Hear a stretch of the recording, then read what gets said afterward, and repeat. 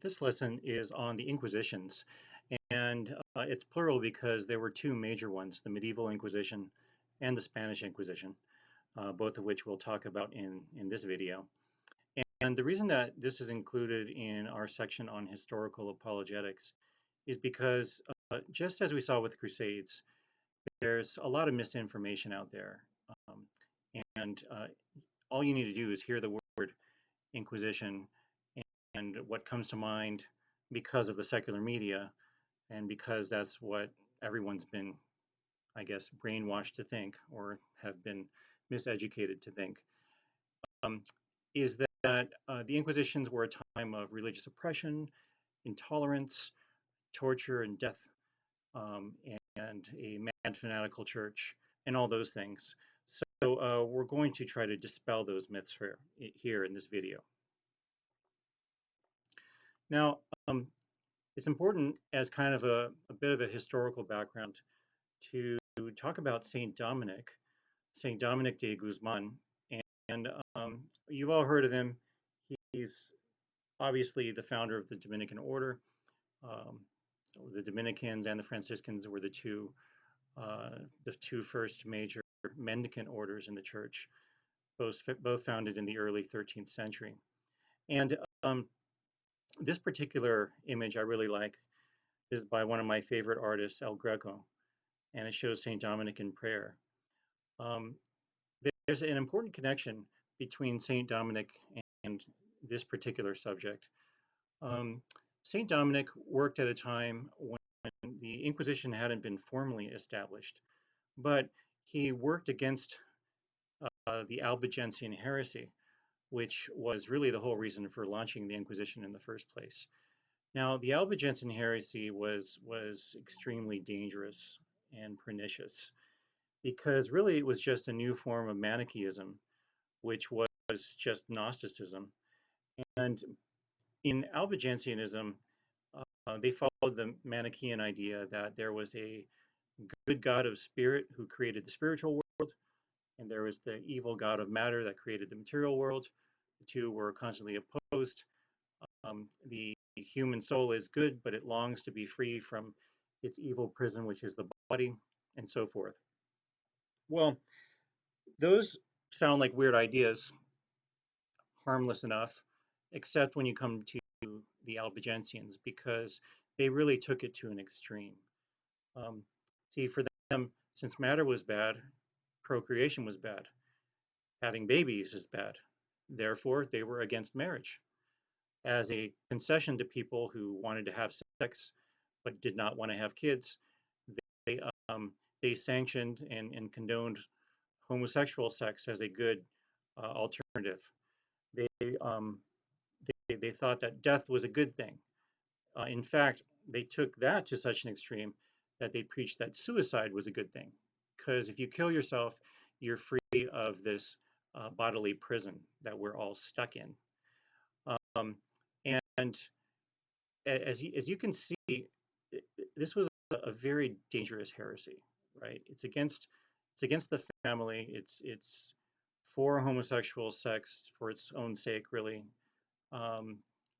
As a concession, it was for a breakdown of society, a breakdown of the family, and really just it was a heresy about the culture of death to an extreme degree.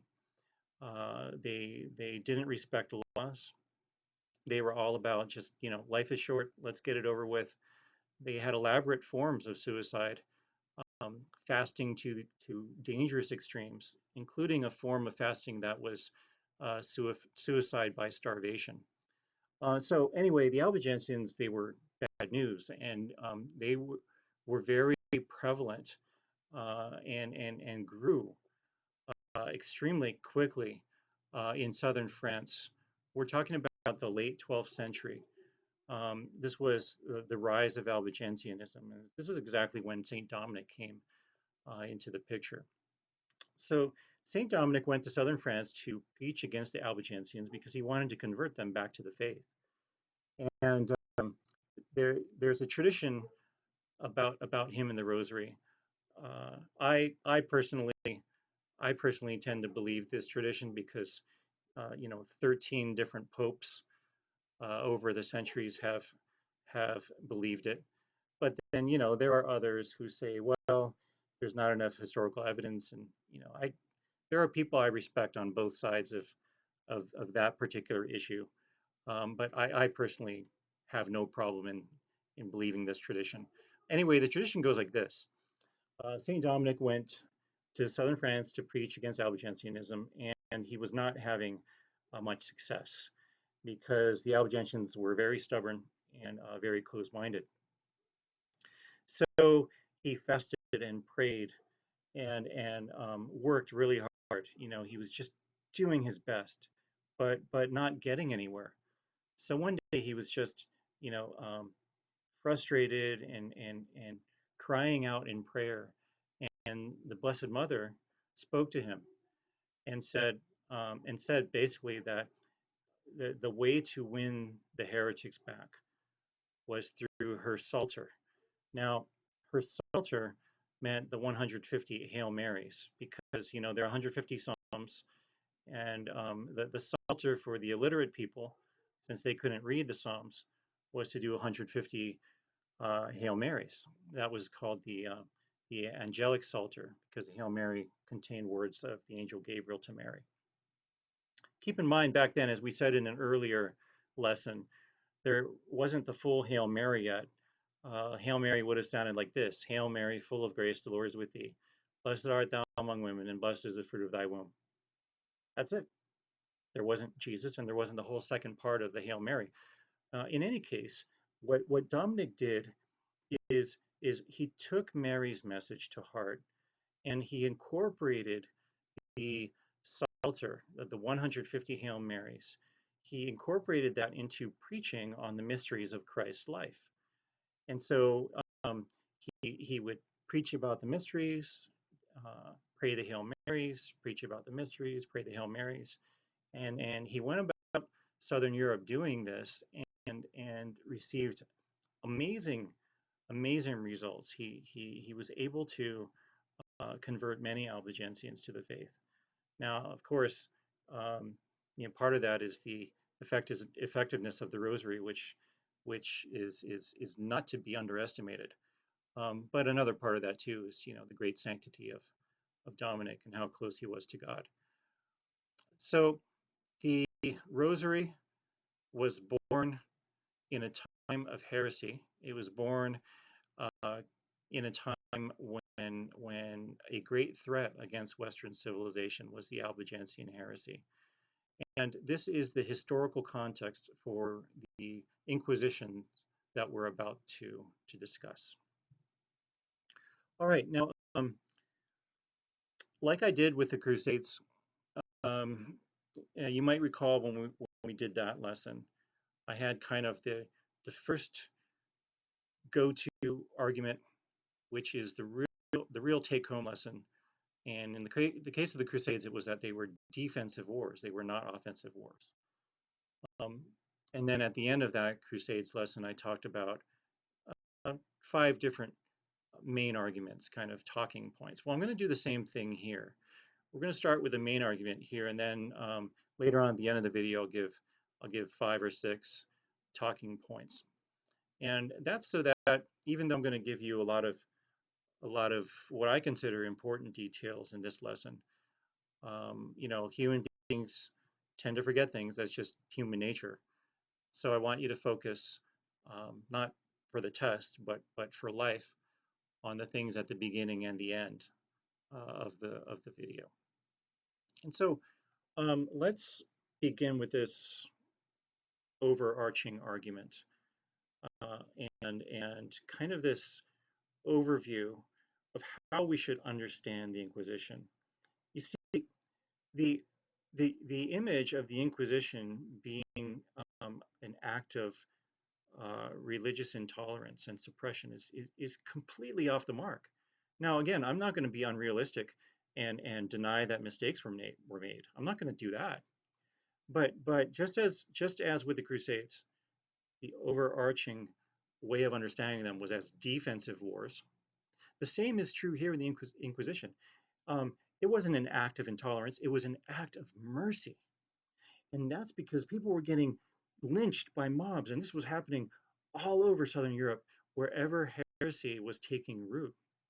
So the medieval Inquisition and the reformed Spanish Inquisition, I'll explain what that means later and why I said reformed, saved thousands of people from getting lynched by mobs, and it gave them a chance to repent. You see, the secular society's way of dealing with heretics was just to round them up, not give them a fair trial, and burn them. And that's because heretics were perceived as such a threat. Well, the church stepped in and gave people a chance to explain themselves, a chance to have a fair trial, a chance to repent. And of course, there were people who, even with all those chances, didn't repent, but at least they had a chance. And that's what the Inquisitions were about. So first, we're going to talk about the medieval Inquisition, which preceded the Spanish Inquisition. And an important part of the historical context that we have to really keep in mind when we're talking about this is that society back then was completely different. Okay, right now we live in a society of freedom of religion um, and separation of church and state, and politics is not supposed to be about religion, and religion is not supposed to be about politics, etc. But back in those days, it was all the same thing. It was all the same thing. And really that goes back, if you want to go really far back, that goes all the way back to Constantine. All right, we're talking about the 4th century, Council of Nicaea and all that. Constantine, that's where church and state started to mix and become one and the same. And it was continued with Charlemagne, and then after Charlemagne kept going throughout the Middle Ages. Religion was everything for these people. It was their science, philosophy, politics. It was their identity. It was who they were. And of course, it was their salvation. And because of this, because politics and religion were one and the same in medieval society, heresy was treason. Heresy was treason. A threat to religion was a threat to the crown and had to be dealt with as such. Now, heretics, mostly Albigensians, we've already discussed, were already getting rounded up and killed by secular rulers and mobs. So the church had to step in to enact some form of mercy and give these people a chance. Now, you might wonder, well, why were they picking on Albigensians so much? Well, a couple reasons for that. The first is that heresy was heresy and it was treason. But even deeper, the Albigensian heresy was particularly dangerous. It was anarchist. It was against the laws of the state, and it was against the most fundamental building block of society, which was the family. All right, so the secular rulers of the time took this very seriously and wanted to just um, eliminate the problem and get rid of all the heretics. The church needed to step in and be merciful. So in 1184, Pope Pope Lucius III informally established the Inquisition to investigate the accused by inquiring and judging fairly. This was much different from what had been going on, which was just, people getting lynched by mobs. So the church stepped in. Accused heretics were given a fair trial and a chance to repent. Recalcitrant heretics were turned over to the secular authorities. Okay, so a couple things to point out here. Yes, there was a fair trial, and the hope of the church was to save these people from execution, but most of all, give them a chance to come back to the true faith. But there were stubborn people, obstinate people, and what happened in those cases? Because after all, we're talking about treason here. It wasn't that the church punished them. The church's inquisition was a tool of judgment, and it was a tool of giving chances. But once that tool wasn't taken advantage of, or once it was found that the heretic was obstinate and was not going to budge, well then, that's when the church said, "We're done here. We've done our part, and and then turned people over to the secular authorities. That was certainly much better than they were getting. But that should also dispel the myth for you that churchmen were engaging in torture and execution. That was completely false, completely false. Now, the next step in the medieval Inquisition was Pope Gregory IX. And this is the famous painting by another artist I love, Raphael. Well, Gregory IX was, oh, by the way, this kind of a little fun fact. If you look at the far left of this painting, you'll see someone who looks a lot like Sylvester Stallone did in his Rocky days. And of course, you know, this was long before Stallone's time. But it is remarkable how that figure in the far left does look a little bit like the young Sylvester Stallone. Yo, Adrian. I love Rocky. It's a great movie. Um, anyway, in 1231, Pope Gregory IX formally established the Inquisition, recruiting Franciscans and Dominicans. These orders were ideal because they were well educated, they studied a lot, and they were also well trained in the spiritual life. So they were men of learning, and they were men of prayer. They were mendicants. Now, just as a side note, in case you're not sure what a mendicant is, the mendicant orders were originally the Franciscans, Dominicans, who were orders of strict poverty, which meant that they owned nothing, and actually their ideal was to go out and beg. Mendicare means beg in Latin. So the mendicants were poor beggars because they wanted to serve God with absolute freedom and not have any attachments to things. But even more than that, they wanted to depend radically on God's providence instead of trusting in themselves by acquiring goods. So they were not prone to bribery and corruption. And finally, the Albigensians respected their ascetic lifestyle. Remember, the Albigensians were all about being hard on the body and extreme fasting. So, and of course, they were against ownership of goods too, because material is evil. That's why they had some respect for the mendicant orders. So these two orders were natural choices to serve as inquisitors. The Inquisition used carefully written manuals, the best legal practices available, and detailed records. So you can actually go to Vatican archives and dig up actual cases with names, dates, and places. Everything was recorded. And they tried to do the Inquisition in such a way that was as fair as possible and was up to the standards of the legal systems of the time. Now remember, we're also living in a time when the whole legal system was quite a bit stricter than it is today. And our ideal now is innocent until proven guilty. Well, back then it was a little closer to guilty until proven innocent. Now, Bernard Gui, who was falsely portrayed as evil, and Umberto echoes the name of the rose, he wrote the most influential manual. Now, there's absolutely no reason to think that Bernard Gui was anything like he's portrayed in the name of the rose.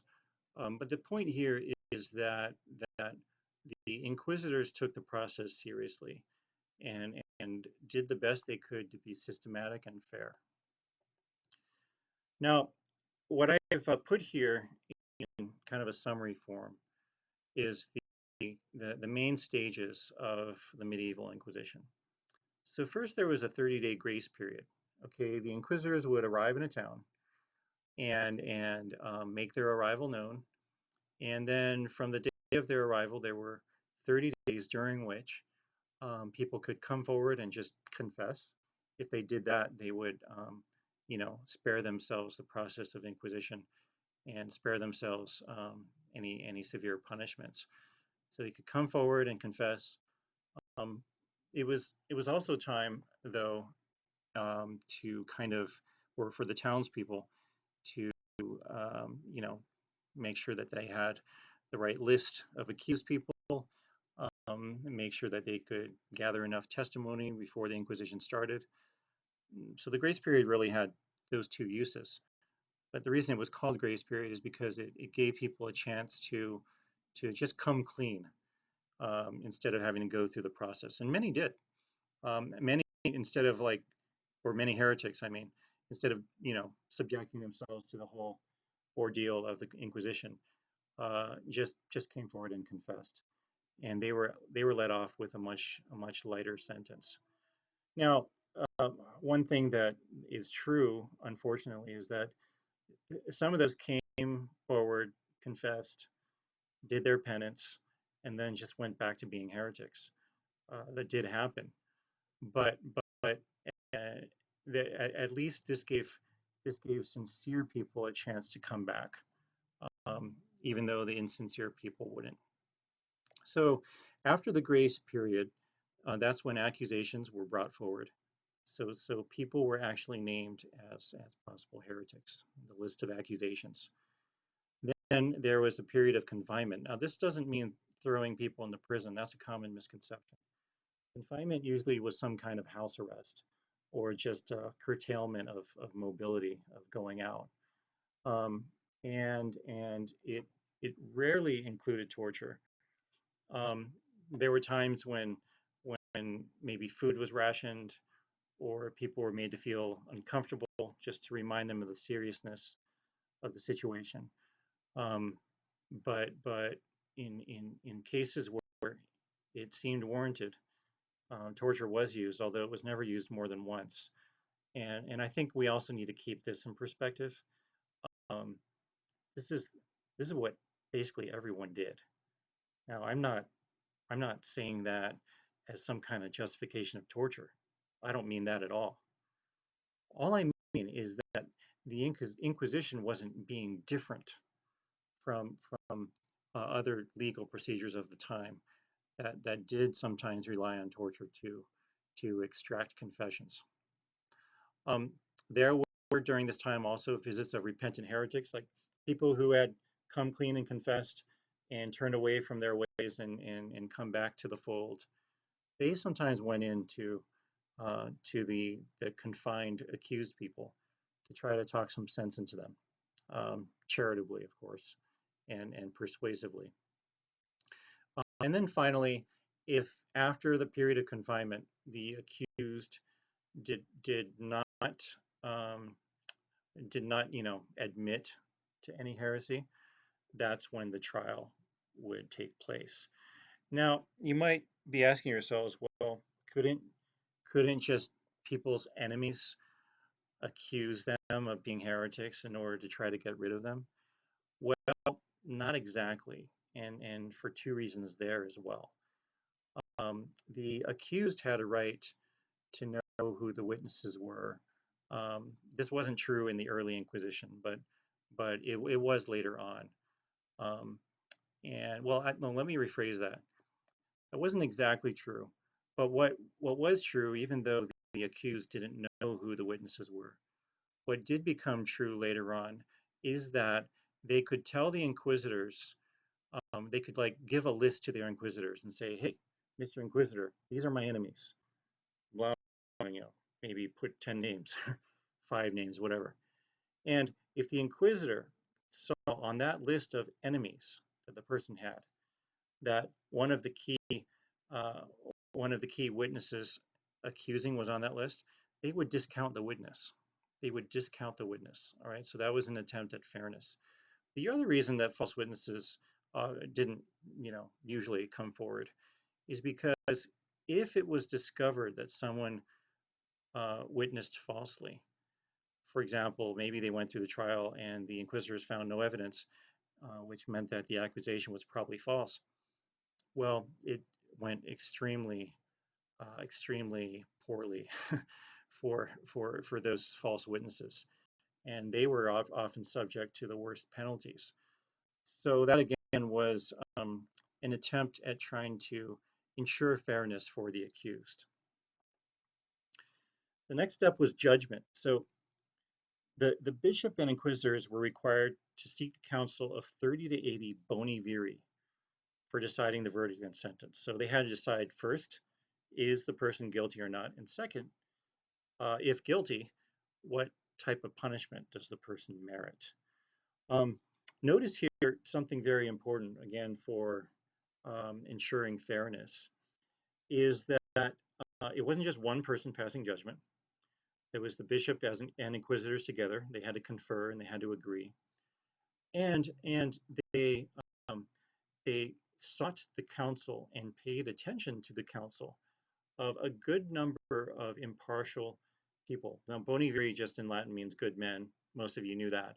But all that meant was um, people of irreproachable reputation. Some were priests, some were lay people, some were elders, some were middle aged, but they were people in the town who were reputed as wise and holy, and their input was very important for the rendering of judgments. Now, the punishments, there were several degrees, and the most common punishments were definitely not execution. All right, definitely not execution. 95% of the punishments were not execution. Many were just let off with a penance. You know, maybe they had to do a certain period of fasting. Some had to do public penance where, you know, they would have to actually be in the town square, sometimes in shackles for periods of time, but just as a penance, not as a torture method. Um, there were pilgrimages assigned, like sending someone to Rome or to the Holy Land. Sometimes people were sent on crusades. Back then, going on a crusade was considered a penance because, as I've said before in the video on crusades, crusading often came at great personal cost of life and money. Good works can be imposed, like helping with the building of a church. And the most serious punishments would be imprisonment, which could be temporary or permanent, or death. And yes, death back then for heretics was burning at the stake. That was usually the death. Sounds pretty gruesome by our standards, but that's just the way it was back then. Not a church thing, it's a medieval thing. Heretics got burnt at the stake. But now notice, though, that instead of all these heretics getting rounded up and lynched, which was happening, definitely happening before the Inquisition, now only 5% of those who went through the Inquisition were killed. That's a huge improvement. Now the 5%, okay, those were still people killed, but you've got to admit it was much better than the alternative. Now we're going to move on to the Spanish Inquisition, which is even more present in the imaginations of the secular media than the medieval Inquisition. And what I'm going to try to do is give you the balanced view, because yes, there were mistakes committed, but as you're going to see, there were also many good things done. And I think that overall, the Spanish Inquisition did a lot more good than harm. Now, we have to, as we did with the medieval Inquisition, and I think it's even more important with the Spanish Inquisition, we have to look at the historical context. So since the early 8th century, remember, Spain was first conquered by Muslims in 711, and you know, it took a few years, the conquest. Spain had been conquered by Islamic jihad. Although Muslims, Jews, and Christians lived in relative peace, convivencia, Spain fought long and hard for its liberation. By 1478, only Granada remained. So Muslims came in, took over the Iberian Peninsula, lived there for centuries. So Spain was for centuries under Muslim rule. As I said before, I think with the Crusades video, there's a common misconception about the Muslim jihad, which was just, you know, people being held at sword point and told to convert or die. That's not true. It wasn't true of most of the jihad. What was true is that Christians were tolerated, Jews were tolerated too. They were looked down on, perhaps, never given equality, certainly never given voting rights, and they were also more heavily taxed, but they were allowed to live. Now, as you might imagine, the Spaniards, the Jews and Muslims, who were, I'm sorry, the Jews and Christians. Jews and Christians who were under Muslim rule, yes, they were tolerated, but they wanted, of course, more than that. They wanted their liberation, which they eventually got. Now, 1478 is a key year because that was when all but Granada were reclaimed for Spain, taken away from the Moors. And as we'll see, 1478 is the exact year when the Spanish Inquisition began. So Jews in Spain were resented for several reasons. So this is another important part of the historical context, because the Spanish Inquisition was mainly targeting Jews who had converted to Christianity. So Jews in Spain were resented for several reasons. A, they were successful. They were really good businessmen and bankers. They were proud of their ethnicity, especially the Jews who converted to Christianity. They were proud of their ethnicity, and in fact, they were proud to call themselves blood relatives of Jesus Christ and of Mary.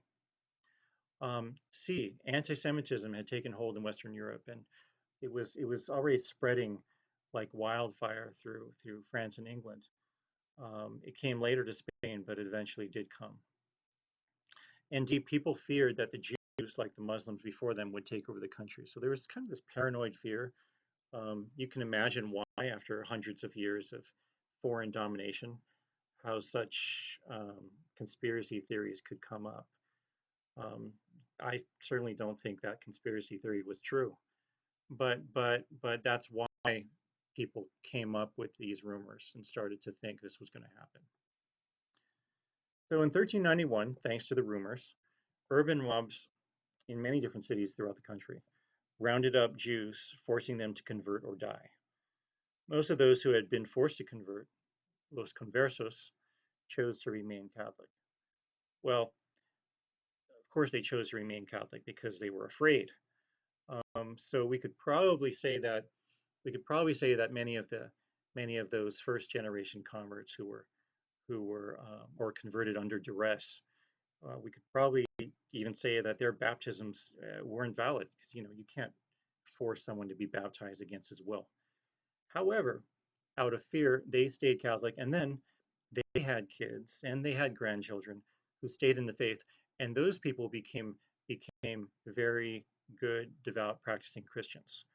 All right, so that's kind of how Christianity took hold among the Jews at first. Now, the next phase of the Spanish Inquisition took place under King Ferdinand II of Aragon and Queen Isabella I of Castile. This is their wedding portrait. It's by an unknown artist.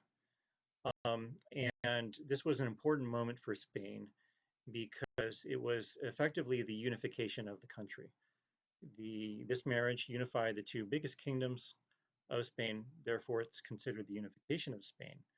It's also a period that's you could say these were the glory days of Spain, when they were growing in power and wealth and gaining new lands overseas. So the golden age of Spain was ushered in by King Ferdinand and Queen Isabella. Now, local Spaniards, so Christians and Jews, became jealous and suspicious of the conversos. Why Christians and Jews? Well, the Christians accused the Jewish converts of secretly practicing their faith. In other words, of being insincere converts. And then the Jews looked down on them because the practicing Jews, considered the conversos traitors. So Christians and Jews did not like the conversos. And they started rumors that the conversos were closet Jews who planned to conquer Spain. Again, this was hysteria, paranoia. I don't think there's any good reason to believe in the conspiracy theory, but the local Spaniards, the so-called old Christians, they came to believe it, and they came to mistreat and abuse the conversos because of it. So King Ferdinand and Queen Isabella asked Pope Sixtus IV for permission to form an inquisition, which he granted in 1478. First inquisitors were not appointed until 1480. So you might say, well, why the 2-year gap? Well, one of the reasons is that Ferdinand and Isabella had Jews and conversos um, in their court, who were their friends, who were their loyal servants, and they personally didn't really see much of a need for this, but they were pressured to start it. And as we'll see, kind of later on, they started to uh, believe the conspiracy theories as well, but initially they didn't. They were kind of just pressured into starting it. Now, the first inquisitors were not appointed until 1480. Important thing here, the Spanish Inquisition was never under the direct control of the church. So to call the Spanish Inquisition some kind of church thing is just not history. Okay? It's not history. Um, the Inquisition, of course, was born in the 12th century and the early 13th century as a way to, help the heretics. The Spaniards knew about the Inquisition, of course, and kind of modeled theirs after the Medieval Inquisition, which was run by the church. But the Spanish Inquisition was not run by the church. In fact, Sixtus IV denounced the Inquisition in 1482, since it was being abused as a tool of the conversos enemies. So these enemies were trying to get rid of the conversos for all the reasons that I mentioned earlier. And the Spanish Inquisition became just a tool in their hands to get rid of them. This was clearly an abuse, and that's why the crown stepped in initially to try to moderate the persecution of the conversos and to investigate and see who were closet Jews and who were actually practicing Christians. Another thing that's important is to remember that the Inquisition did not target practicing Jews and Muslims. So this was still a time in Spain um, when Jews, Muslims, and Christians all lived together. By this time, by 1478, most of the country was back under Christian rule, and only a small part was under Muslim rule. But there was still convivencia, the peaceful living together. So if a Jew continued to practice Judaism, or if a Muslim continued to practice Islam, they had nothing to fear from the Spanish Inquisition. Nothing at all. King Ferdinand ignored the Pope's pleas and appointed Fray Tomás de Torquemada as First Grand Inquisitor. The Pope confirmed the appointment, hoping it would bring order to the situation. So there's a famous name, Torquemada. The very name conjures up images of sadistic cruelty. Well, Torquemada was, he wouldn't be what I would call an exemplary inquisitor, but he's definitely not the demon that he's often portrayed to be. So let's talk about what he did. Torquemada cleaned up the prisons and established better procedures. A 30-day grace period, a trial with defense attorneys, limited use of torture, and those proven guilty given a final chance to recant publicly. None of these particular measures was in place before Torquemada came on the scene. So he actually did improve things. He did improve things.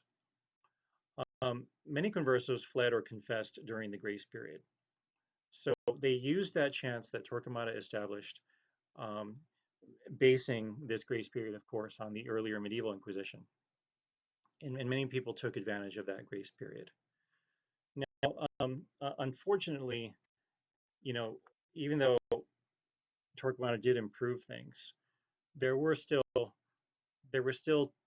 too many accused. There were too many people being convicted, and even though Torquemada certainly made the prison conditions much more humane, it wasn't right that the accused were being thrown into prison before getting tried, and certainly that didn't happen with the medieval Inquisition. So word of this got back to the Pope and to other church leaders, who, although they approved of the Spanish Inquisition in principle as something that was good to have, since it gave the conversos a chance, they approved of it in principle, but they did not approve of the specific way that it was being run. Now, 1492 was a big year. Of course, it's the year that Columbus sailed the ocean blue. We all know that. Um, and 1492 is what most people when most people hear that word or that year. When most people hear that year, they think of Columbus. But besides that, two other important things happened. So the last Muslim stronghold of Granada was defeated. This was huge because that meant that from the first Islamic jihadist conquest of the Iberian Peninsula in 711 until 1492, Spain was not completely free. And so 1492 marked the year of their final liberation. In the same year, a royal edict which expelled all Jews from Spain led to a huge increase in the number of conversos interrogated. All right, so why did this happen? This happened because Ferdinand and Isabella were pressured to make it happen. Most of Europe by that time had fallen into the bad habits of anti-Semitism, of blaming Jews for problems, of persecuting Jews, a lot of times because of jealousy, since the Jews, wherever they went, were very intelligent and successful, good people. So unfortunately, Spain fell into that same pattern of anti-Semitism and pressured Ferdinand and Isabella to expel the Jews, which had already happened in France and England. But this actually led to, this kind of backfired from the point of view of the Inquisition. Because if it was true before that some Jews were converting to Christianity just to avoid problems or to fit in or, to not get lynched, it was even more true now. Because, think about this, you grew up in Spain, it's where all your ancestors are from, your family's been there hundreds of years, and suddenly you have this option because you're, getting expelled. You have this option of just faking your conversion so you can stay in the country. Well, you're probably going to fake the conversion. It's just a fact. It's what happened. And so there were a lot more conversos who were now brought before the Inquisition because they were suspected of being closet Jews. Now, we're going to talk about how there was a turning point in the Inquisition. There was a before and an after. And the before involved Ferdinand, Isabella, and Torquemada, who was not a demon, who did make things better, but nonetheless, there were 2,000 convicts burned to death in the first 20 years. Now, that's from 1478 to 1498. Even so, an unknown number of these were burned only in effigy. Okay, so a couple things that we need to remember here. When they burned someone in effigy, usually they did that because the person had escaped, but they wanted to make an example of the person, so they would set up a puppet or a straw figure of the person, and hang that up and burn it. That's burning in effigy, and it wasn't actually recorded which ones were effigy and which ones were real burnings. We don't know. Certainly, that should lead us to believe that there were probably less than 2,000, but we don't know the exact proportion there. The other thing to remember about this is that, yes, the first 2 decades of the Spanish Inquisition were harsh, but the reason they were harsh is because of this paranoia that existed in a people who had been dominated by a foreign power for hundreds of years. Again, I'm not justifying it. I'm just trying to explain why it happened. Now, before and after. So after Torquemada, Torquemada died in 1498, so someone had to take his place. 2,000 convicts were executed in all later years. So we're talking about a 350-year period. 2,000 convicts, all right? So the number of the first 20 years was then stretched out over the next 350 years to be an average of only 6 per year. And actually it's more like 336 years because I'm only talking about 1498 to 1834. In any case, 6 being killed per year is a very small amount, especially if you compare those to, the numbers of other secular courts of the time, or even to something like abortion that kills so many more than that every day. But only 6 per year, and this all because of a very good cardinal, Francisco Jimenez de Cisneros, and he took over in 1498 as Grand Inquisitor and really cleaned up. He um, he took Torquemada's improvements, but made them much better and streamlined the whole process and um, put procedures in place that would ensure fairness for all involved. Overall, only 2% of the accused were tortured, and about 2% of convicts were killed. Now, this 2% does include those first 20 years of initial cruelty of the Spanish Inquisition. So that number would be significantly lower if you looked at the Reformed Inquisition, which was much more humane. But only 2% of the accused being tortured and only 2% of convicts being killed, those are really, really low numbers. Okay, I think we talked about this in an earlier video when we were talking about all the popes there have been and how if you did a percentage, the 266 popes we've had, and a percentage of those that were bad, it's only about 2% also. You know, I think that's a pretty good statistic. And of course, that doesn't mean that we should be proud of the 2% or lose sight of those who died. But we have to remember that number is not as bad as the secular media would have you believed. And as I keep saying, this was not a church-run institution. Okay, Torquemada, Jimenez, the inquisitors were put in there by the government. And yes, these churchmen played a part, but the Inquisition itself was not under the direction of the church. It was under the direction of the crown.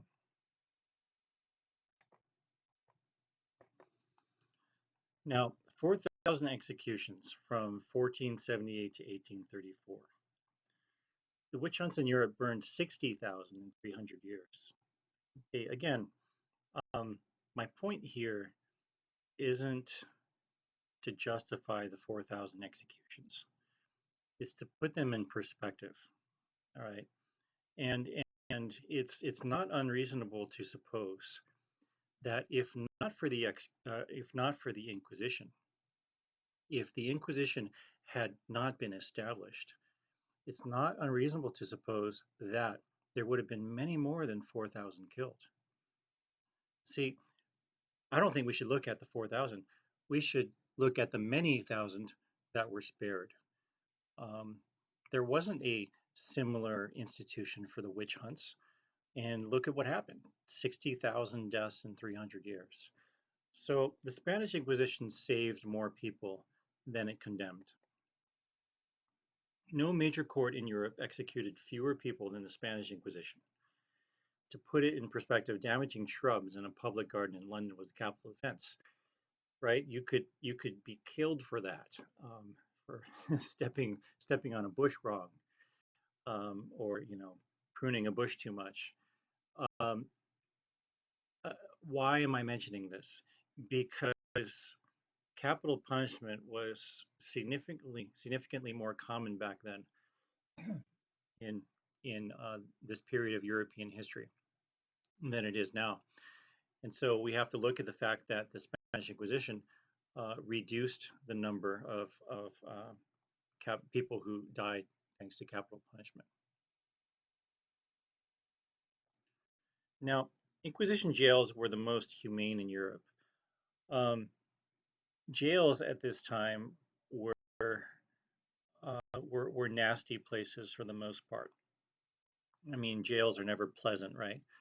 But back then, it was commonplace for jails to be dark and dirty and dangerous and just um, you know downright inhumane places to keep prisoners. Well, the Inquisition jails, thanks to thanks to Cisneros, right, the cardinal.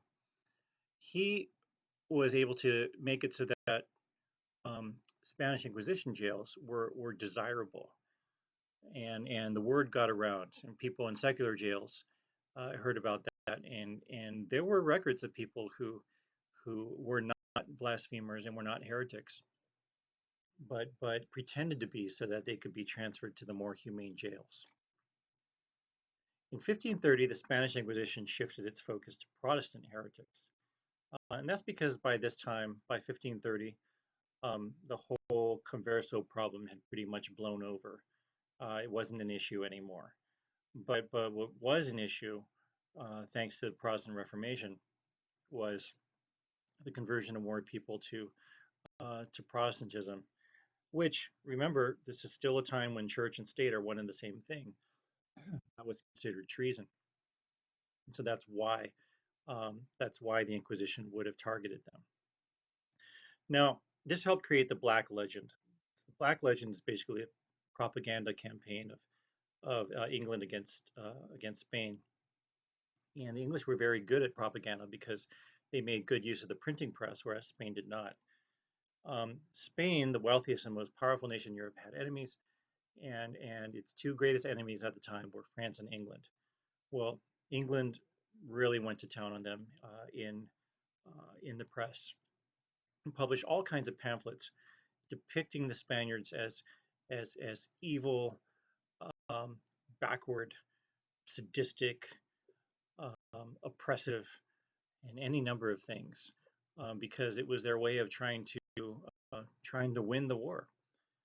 Not the hot war or formal war, but the war of competition for dominance, which France, England, and Spain were all engaged in at this time.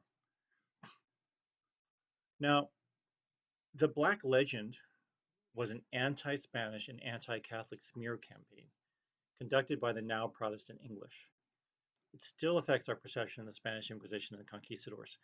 Um, why does it still affect us? Well, a couple of main reasons are that, first, the English were masters of propaganda. Were really good at getting that message out, and second, the United States comes from England, right? And so some of that Black Legend just entered into our culture even from the beginning or from its founding, and we see how the Black Legend has shaped the society's understanding, the secular media's portrayal of the Spanish Inquisition. It's almost laughable, really.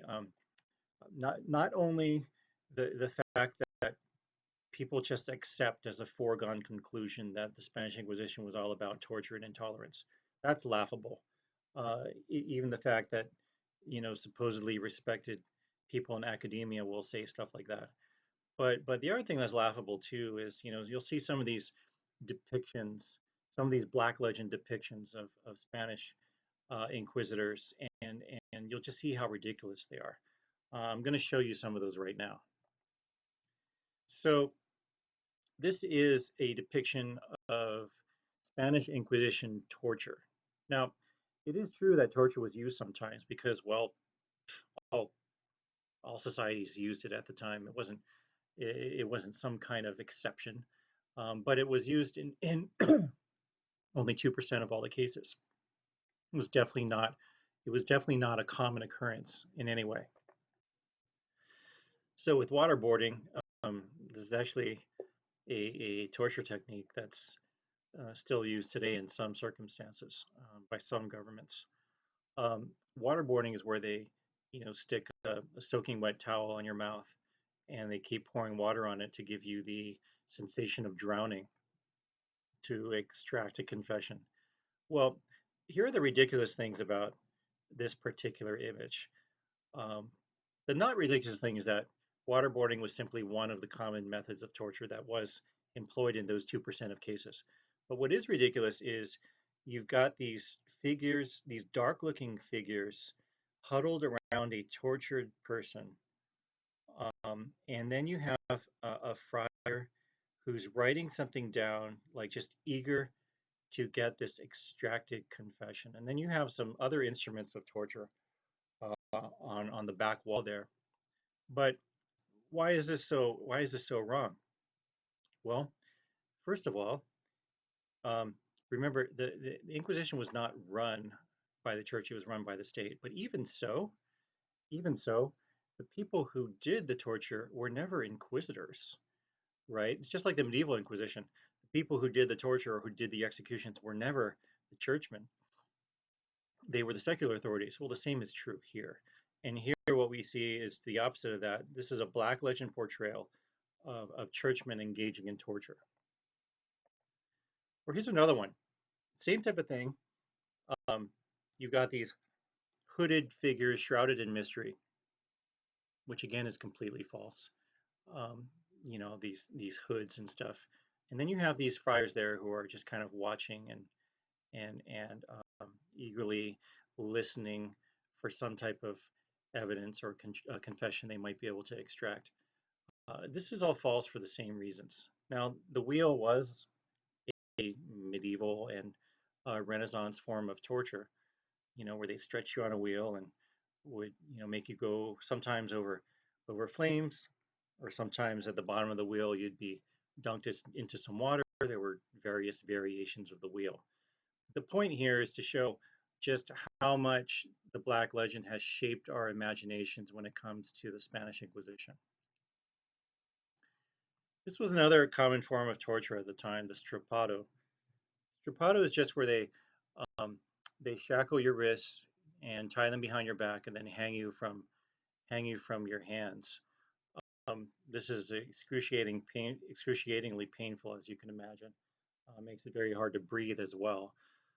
Um, yes, the strapado was one of the forms used in those 2% of cases, but look at all of the Black Legend propaganda that we see here. The most glaring and false thing about this particular image is the altar with lighted candles and a crucifix on the right hand side, as if masses were celebrated in the torture chambers. Utterly ridiculous. Utterly ridiculous. And then you've got these other, these figures with the weird caps. These guys aren't hooded, but they've got the weird pointy caps. And you've got friars, and you have a scribe, and you have all kinds of instruments of torture in the back wall. Um, this is just pure Black Legend propaganda, and yet, because it's been so ingrained in our society, it's what people believe. Now, in 1998, the Vatican opened its archives to a 5-year study of the Inquisition that ended in 2003, and showed the data that I've been talking about in this video, showed just how overblown and exaggerated the Black Legend was. But unfortunately, it's what many people believe. How can the church justify the Inquisition? So, as I promised at the beginning, I want to finish with kind of the main talking points to wrap things up and summarize things. These are the take-home lessons which you can use when you have to defend the church. There will be times when if a non-Catholic or an anti-Catholic finds out what your faith is, they'll attack you about the Crusades and the Inquisition. And so these are some of your go-to points.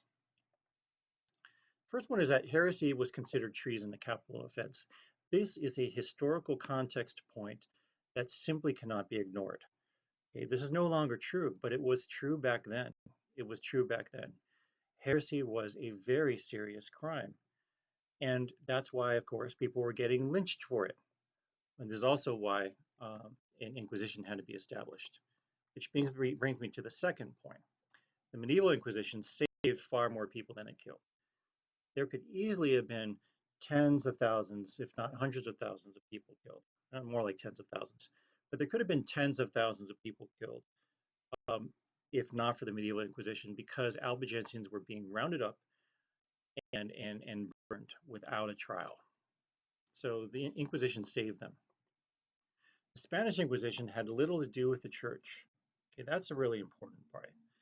It's not fair to say, oh, the evil Catholic Church, Spanish Inquisition. Well, no, that was run by the crown. That was not run by the church. But even so, even if we look at the fact that it was a secular thing and not a church thing, it was still much better than the Black Legend has misled people to believe, right? It was much better than the Black Legend, even in the first 20 years of cruelty. But after those initial 20 years, so after 1498, the Spanish Inquisition was positively enlightened, and it was nothing like the Black Legend. Torture and execution, who at that time didn't do it. Okay? This is important.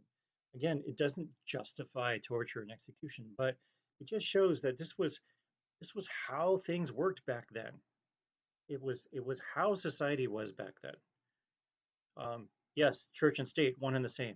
And yes, torture and execution used liberally. And also, yes, normally you were guilty until proven innocent, right? But see, the Inquisitions stepped in to moderate those trends of society. Not only were torture and execution rare, but they were performed by secular authorities. So this Black Legend uh, image of churchmen engaging in torture is just so dumb because it did not happen. It did not happen in the Medieval Inquisition, and it didn't happen in the Spanish Inquisition. When torture and execution had to happen, they were done by the secular authorities and not the churchmen. The initial cruelty of the Spanish Inquisition, so I'm talking about the first 20 years there, must be understood in its historical context. The whole thing that we were talking about having been subject to foreign domination for hundreds of years, um, and the fact that there were these conspiracy theories. After its reform, so after 1498, its procedures were exceptionally humane and saved far more people than it condemned. So that brings us to the very first thing said of the video.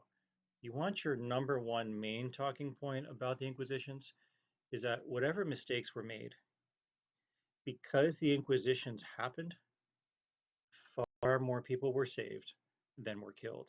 And that simply has to be recognized.